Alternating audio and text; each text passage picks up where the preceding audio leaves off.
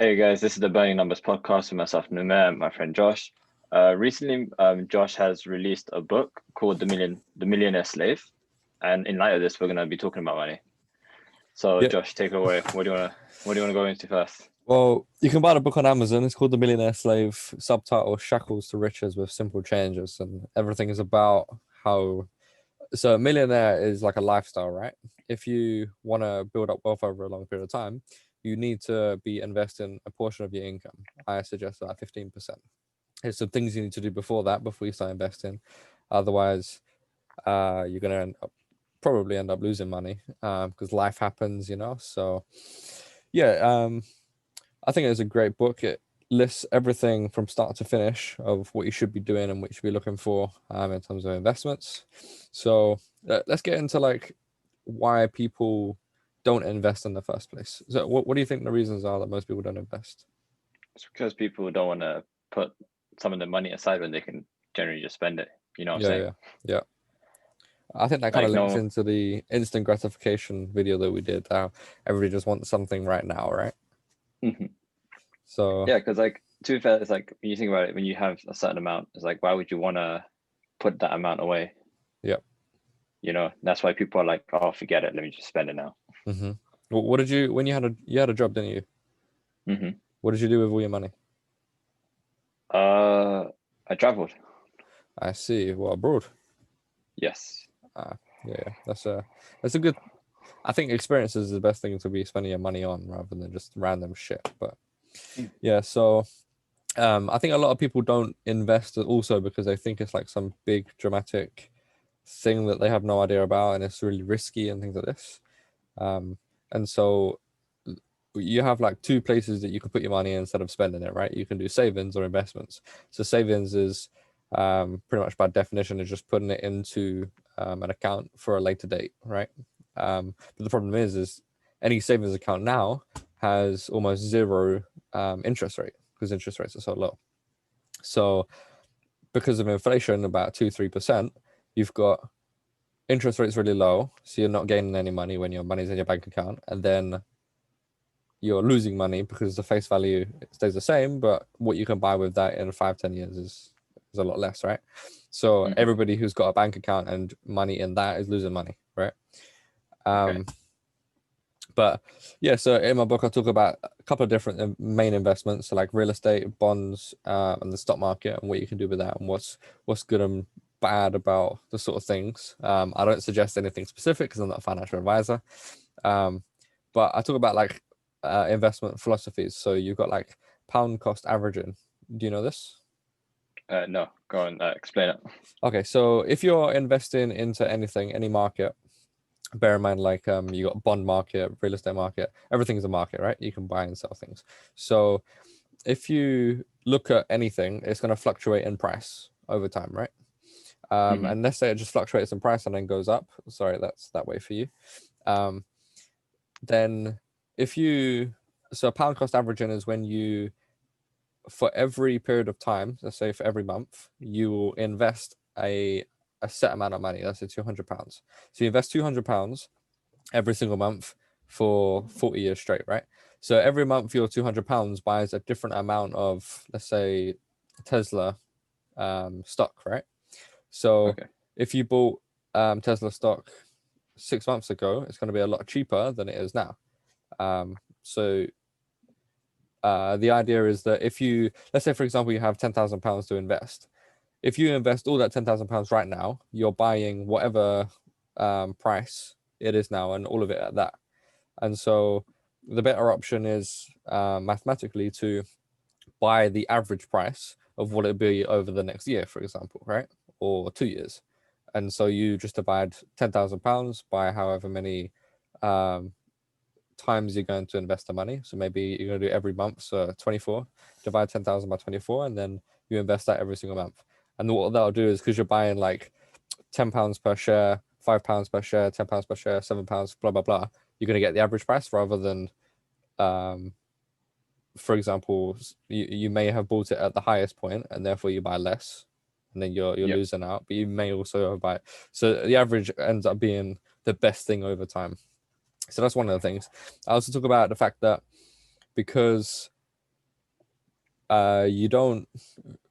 Most people don't know much about investing, right? And investing is a huge field, just like physics, just like anything. And so people get this idea, paralysis of the analysis. Have you heard of that phrase? I think there's a barrier to entry that people like. There's a barrier to entry that people think that's there when it comes to investing. Yeah. Like people like I'll say myself included. Like I haven't really invested at all. It's like there's this barrier to entry. It's like, oh, it's a field that is like unspoken of, and like only like the few people who actually do it know what they're talking about. Yeah. You know. Yeah. So I feel like there's that kind of mental barrier when you're trying to get into something like that. Yeah, and because there's so much like going on, like you just said, a lot of people think, I've got to research so much stuff, and where there's so many choices, there's like just of mutual funds, there's like 12,000 different mutual funds that you can be buying on the market right now, which is ridiculous. But here's a little bit of maths. Let's say, for example, over a 40-year period, you invest every single month at 8% interest, which is kind of under. So over the past 100 years, the stock market, S&P 500 has done 10%. We'll go conservative 8%. £250 a month for 40 years, you're at £805,000 at the end of it, right? But you would have only contributed £120,000. So that's 685,000 extra that you've gained. And so £250 a month, most people can probably do. And so like the biggest thing after you realize and you commit yourself to actually invest in, then the biggest thing is actually the budget, right? So you get a paycheck every month. What do you do with that money? And so that becomes like the most important thing. If you're not telling every single penny where it should be going, then you're going to be asking, where is it gone by the end of the month, right? So investing kind of comes into the idea of slightly minimalism as well. So just being like wary of where your money is going and what you want out of it, and real value from your expenditure. No, but then like it's like, you're talking about like all this money, talking about all this money being like spent, right? Yeah. Like you're investing this money and then we're assuming that it's 8% interest. Like is that like a guaranteed thing though? So when you're investing, there's two ways you can lose money, right? Let's say, for example, you buy a stock. There's two ways you can lose the money. If the stock price goes down to zero, so the company goes bankrupt, then you lose your money. And if you have to take out the money, if you have to sell off all your shares at a time when it's lower than when you bought it, then you've lost money, right? And you also lose money in like fees on the account. So there's, to stop the issue with losing all your money because of the company has gone bankrupt, you need to have diversity. So all your eggs in one basket is not what you want to do. So there's something called an index fund, which is just a pool of money that you can add into, like £100 a month, for example. And then the manager of the fund basically just buys almost equal, sometimes depending on how the stock market is, but almost equal amount of every company or firm that's in, like, for example, the S&P 500, the FTSE 100, which is just like the largest companies in a stock market. So S&P 500 is American, FTSE 100, 250 is the London Stock Exchange. So diversity is going to reduce the risk of all your money is going down to zero. That's not really going to happen. And also in the stock market, the S&P 500 is just the top like 500 companies, right? So when one company goes down, then you'll sell those. You'll probably lose a little bit of money, but then you'll end up buying the next one that comes into it, right? So if you think about like the top 10 players, there'll always be a top 10 players, right? And they're always going to be the best 10. So I think an index fund is a really good place to go. So to stop the risk of selling anything, let's say, for example, that you have £10,000 in investments and you have no money in your bank account, and then you have a funeral, right? Your great nan dies or something, and you have to pay for the funeral. So what do you do? How are you going to get the money? You've got two options. You can either sell off your assets, which is take money out of the stock market, and you're likely to lose money because you're forced, or you can use like debt, borrow money from someone else. So debt, if you look at debt, like consumer debt is usually a really high interest rate, just because of the risk. So you're looking at like 39% interest. You're not going to get it anywhere else. Like if you look at the maths on 39% interest, it's ridiculous. Let me quickly do the maths on that. Let's say like isn't debt like that's quite a scary spiral, I've heard. Debt is like yeah, it's something you avoid at all costs. Oh yeah. If you want to get wealthy, you want to completely get out of debt, and that goes into one of the 5 steps that I outline in my book that you're going to follow to get out ahead, and retire a millionaire. That's the whole point of everything.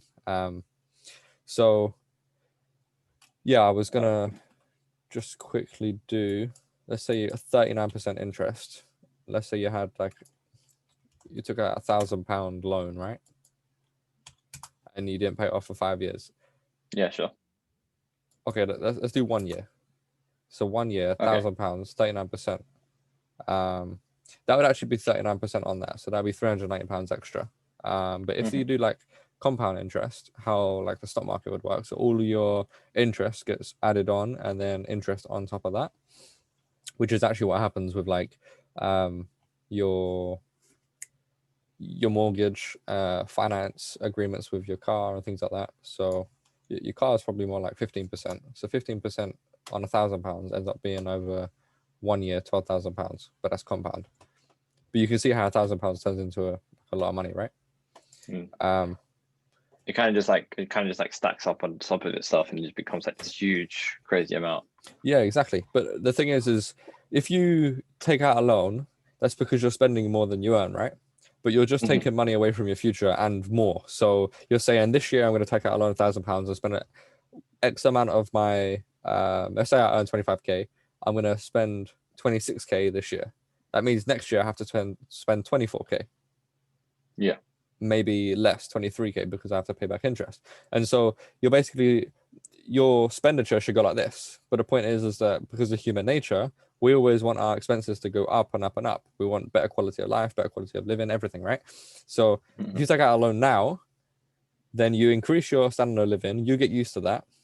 And then next year you should be minus standard of living, minus even more because of the interest. But what actually happens is you keep spending more, which means you're not going to get out of the debt, right?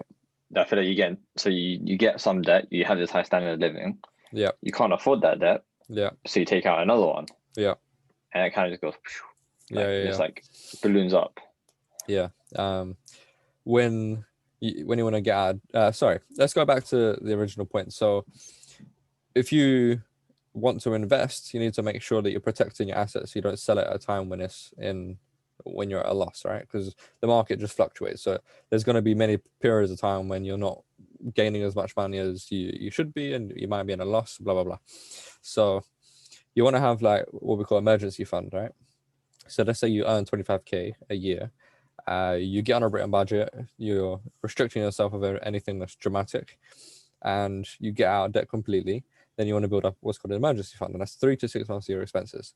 So if you're earning 25K and you're spending 20K a year, then you want to do 3 months of your expenses, or anywhere up to 6 months. Let's say 6 months maximum.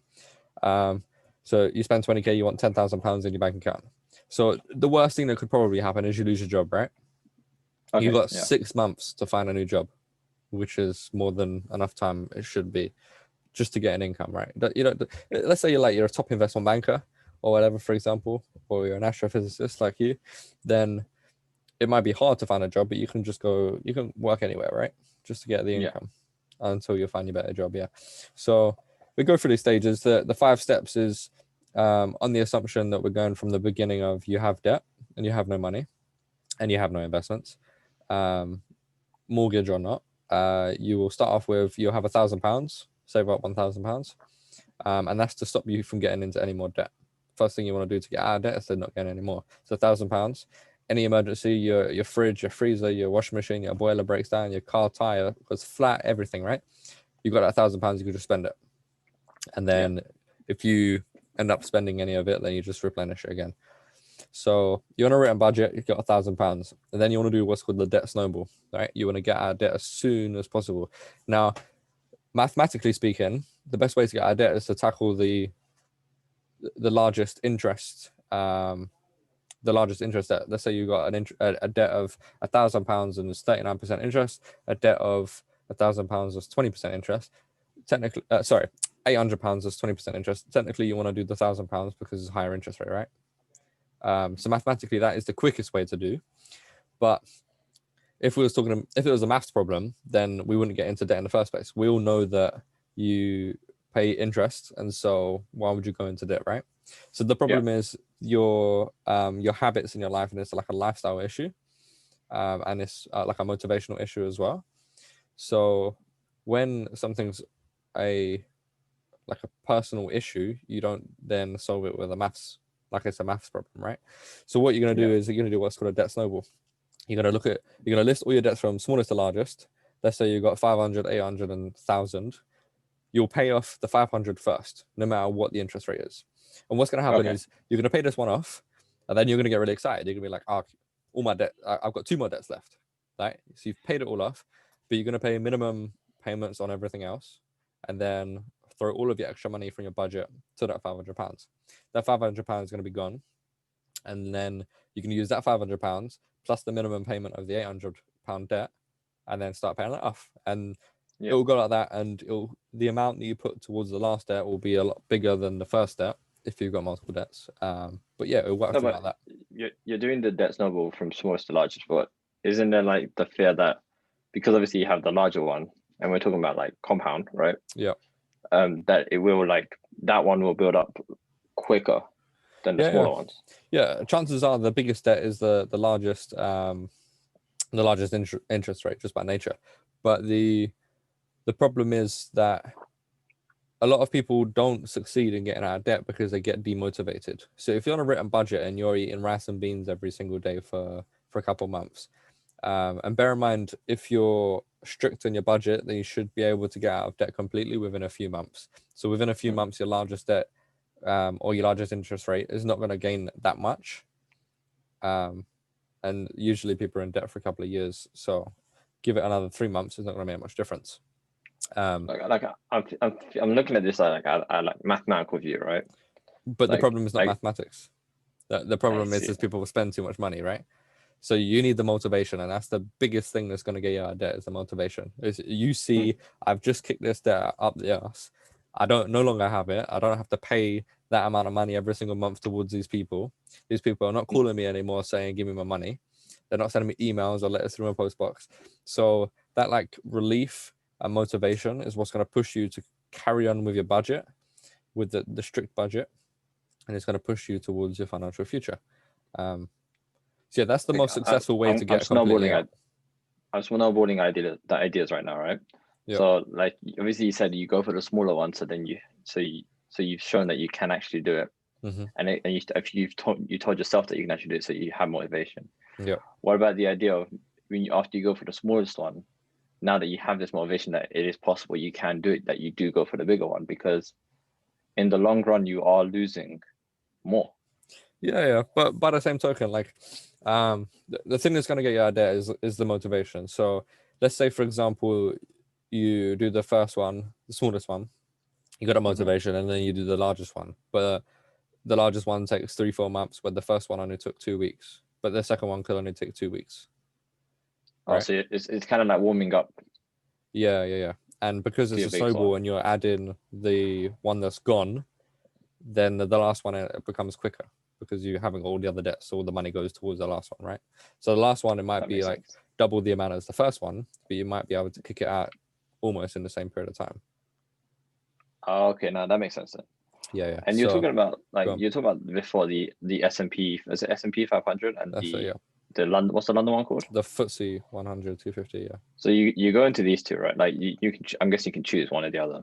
Yeah, these are So just when index funds. So when you you have, put stuff into it, right? Do you yeah, choose which one you put in, or does it just get put in? So if you, so I imagine it's like 4,500. So you put 500. Does it put one into every, or does it? Do you choose out it of the depends. It depends 500? on the fund. So a lot of funds will buy. So if you think about it, let's say you have, let's say we just have two companies in our index fund, right? And one company share price is £200, another company is £500. You've got loads of different investors adding into a pool of money, what's called a mutual fund, that will invest into all of the companies in the index fund. Yeah. Okay. So you buy in a small amount, and if we put in £200, then we can buy one share of the one company, and then once we get up to the £500, we can buy another share of that. So it's not necessarily okay, you put in £20 and then you get a small percentage of that, but they will kind of do it as evenly as possible usually, but it depends on the fund, depends on if they think that, I don't know, they're going to add more into a specific company. But the only companies that they're going to invest in for this fund is what's in the Fortune 500 or whatever. Yeah, so the amount per company may change, but it's only for those companies. So it kind of does it like they kind of have a model that they use to see where each thing goes. Yeah. So is that's something you don't have to worry about? That is the people No. that you put into, they do it themselves. Exactly, yes. And so you have I also invest in like a mutual fund, which, so mutual fund is just a fund that's usually managed by a company or a manager, and lots of investors like you and I will be putting money into this fund. Then using that money, you're going to buy investments. So there's other mutual funds that does different types of investments as well. So so you got the stocks, then you got like real estate and bonds and things like that, right? So other mutual funds also buy some of that, and therefore you can own a variety of different investments as well. But yeah, so you want to diversify your investments as much as possible. I see. And also like now, we spoke about the debt situation, right? Mm-hmm. And it's like now that you've like, okay, you've completely destroyed the snowball, you've done it, you finished, like, Yeah. well done. Yeah. what would be like the next step? Which is like, so step one was the £1,000. Step two was the debt snowball. Step three was the emergency fund. So you got 3 to 6 months of expenses, right? yeah. And then before you even do that, after you do everything like that, then you want to go into the investment. So I suggest like 15% of your income, which is not much. If you're on a budget, that you could spare 15%. And bear in mind, you don't need to do it. So if you want to save for a holiday or save for a house or something, right? Or your next car, then you will save that on top of the 15%. But 15% straight at the beginning of your paycheck, that goes towards investments. So you're just going to whack it into the account, and that's very passive. In a stock market, these mutual funds are very passive. It's advised that you don't really, as long as you've done a little bit of research at the beginning of the company, is the company been around long? What's the track record of the mutual fund? As long as it's not a pile of shit, then you should only be really checking this like twice a year. And the problem it just goes in automatically, like exactly, you set up a direct debit. Yeah, exactly. And so that's another thing that I talk about in the book is the difference between in the stock market like a mutual fund and like a real estate investment, right? So a real estate investment, let's say you buy a house and you rent it out, you manage this like a business. You manage it. You have employees, so you have an accountant, you have your real estate agent that you're paying, you might have a lawyer, you're paying out things like home insurance, things like this, right? If there's any issues, you may have to go and visit the actual house and then solve the issues. Boiler breaks down, for example. They're just going to call you up, you're the landlord, and then you have to solve this problem. And so you run it exactly like a business. It's not so passive. So that's one thing I love about the stock market and these index funds, these mutual funds, things like this, because the everyday person like you and I, we're working our normal jobs, right? And we should be focusing on working what we love. And so I don't really want to dedicate a huge amount of time to what I'm invested in, right? Making that as passive as possible is going to reduce the stress or just make me focus on the things I love. So that's read the book. The Millionaire Slave is amazing. And yeah, so the fifth step is so if you like do your budget, you got no more debts in your budget, so you're not paying out this amount of money towards these companies that you took a loan from.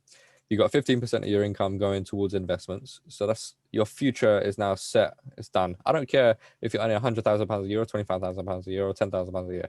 15% of that is going towards your future, and that 15% is calculated so your lifestyle over the, let's say for example you're 30, when you're 65 and you retire, your lifestyle is going to be kind of the same as what you already been living, but probably better. If you could do like 10% of your income, then your lifestyle is going to probably decrease because the amount of money you're living on when you retire is going to be less than what you've been living on the whole time. So yeah, you got your budget, you got no debts. You could probably increase your outgoings anyway because all your debts are gone. You got an emergency fund. You're going to save up any extra money and pay for cash for everything. You're investing 15% towards your retirement. And then the last one is any extra money you can push towards at your budget is to go towards your mortgage if you've got a mortgage. Now, you don't add the mortgage into the debt snowball. This is important. So the second step and the fifth step is completely different, because if you've got a mortgage for like £200,000, that debt snowball is going to last forever. You're not going to get the compound interest that's going to happen with the 15% of your income for your investments, right? So that debt snowball happens first, then your emergency fund, then your investments, and then the smashing out your mortgage. And so once you've done and completed all of this, and bear in mind you're doing step 4 and 5 together, it takes the average millionaire in America, I think it was 12 years to get the mortgage covered, gone. Yeah. And averagely it takes 28 years to become a millionaire. So this is a long-term game. So you get your mortgage paid off, and now you don't pay for your mortgage anymore. So that's your biggest expense gone. You're investing towards your future's fine. And so you continue doing that. And then you've got all of this spare money because you've got no debts and you've got no mortgage. You can go live whatever the fuck you want to do, right? You can reduce the amount of work you want to do. You know what I'm liking right now? Go on. It's like, it's what you said, which is like, it's a long-term game. Yeah. It's like, you see all these random people on the internet. It's like, oh, get rich quick. Oh, let's like, oh, get £100,000 in 6 months. Yeah. And like, you see that and just like, what are these guys talking about, right?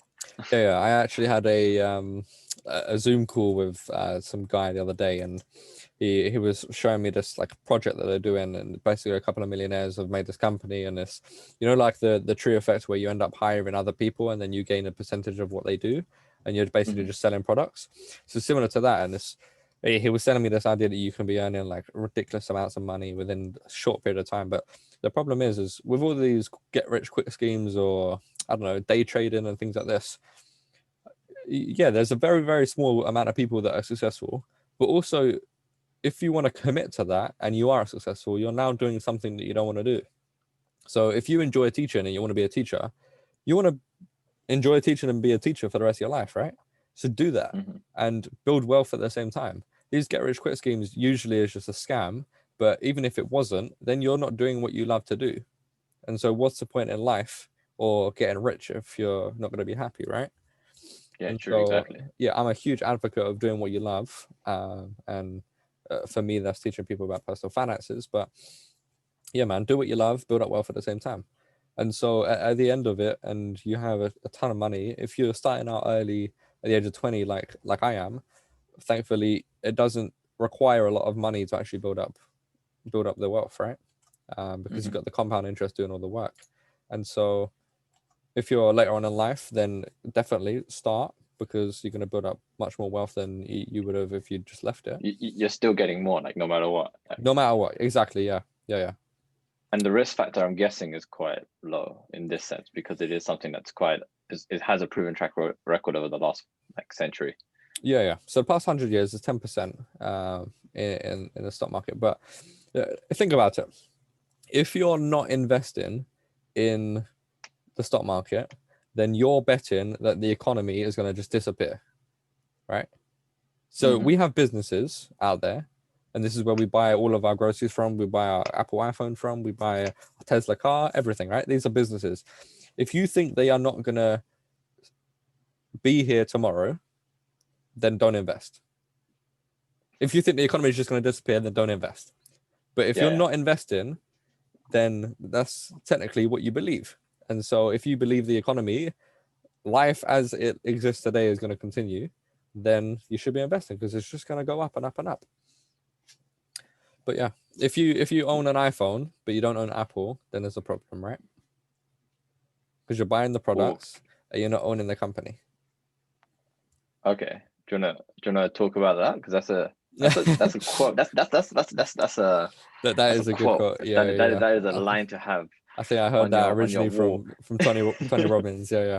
So a lot of people are more caring about the products that their companies are producing rather than owning the product that the companies are producing, right? So if you're not owning Apple and you're not gaining money from every sale that it's actually doing, then your financial future is going to be messed up.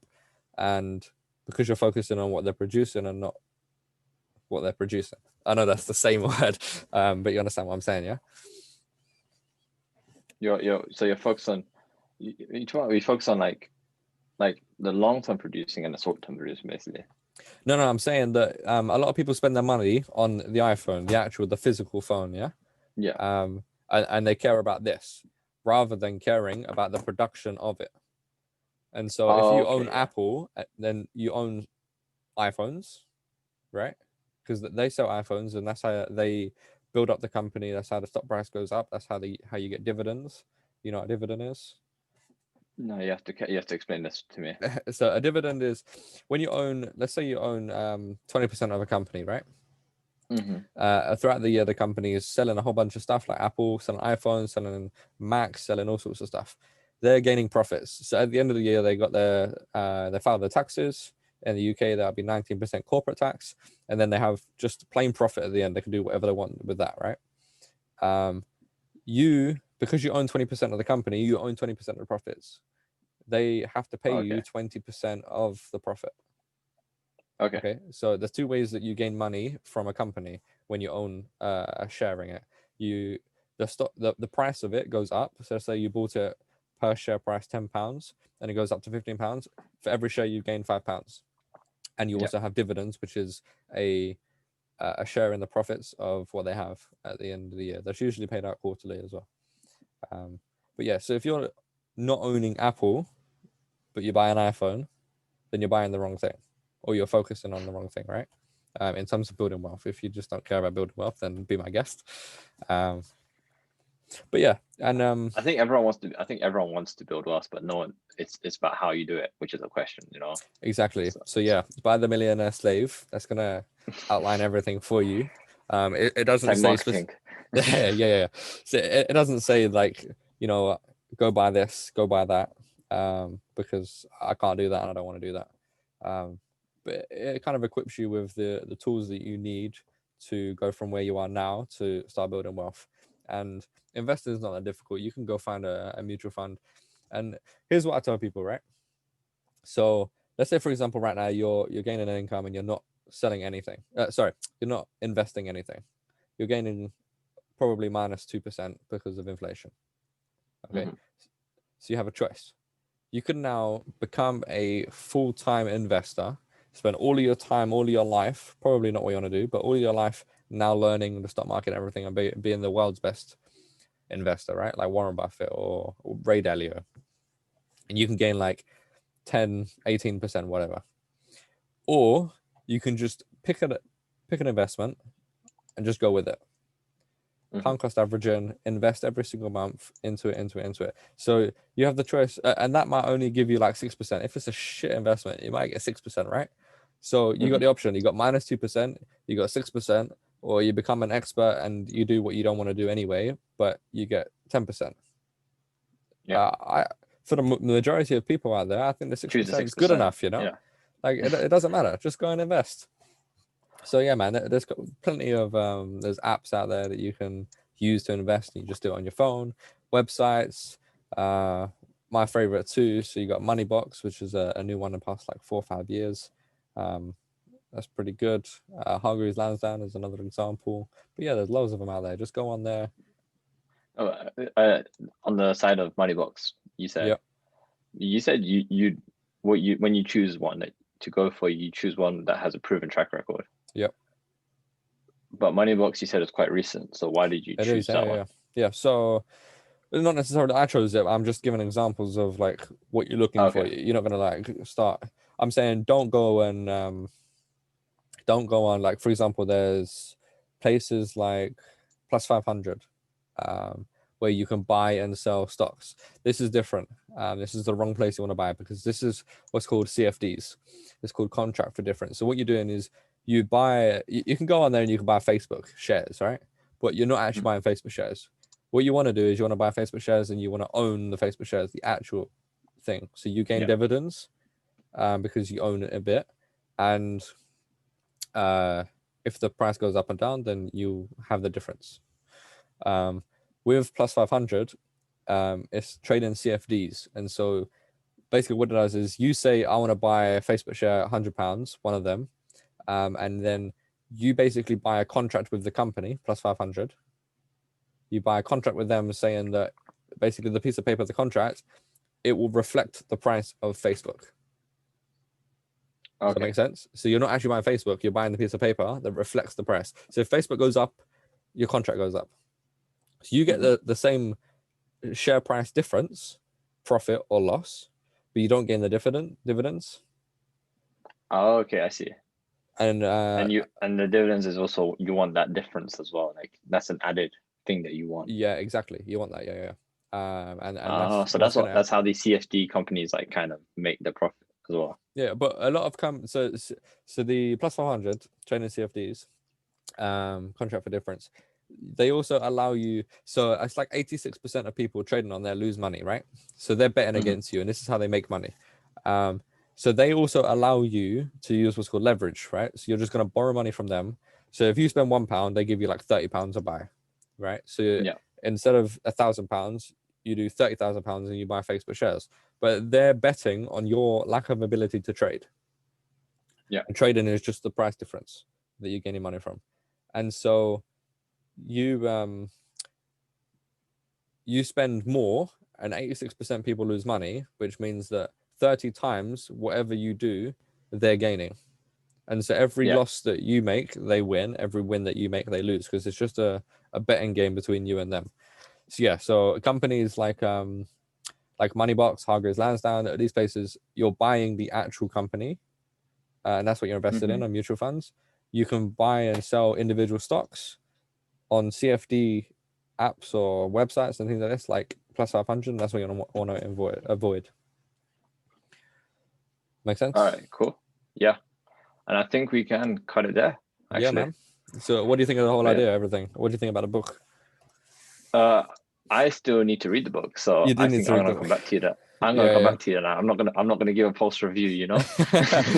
Okay, man. Well, that's not me. We'll do another video on that. So that's the BurningNumbers podcast. Thank you for watching. See you next time. All right, see ya.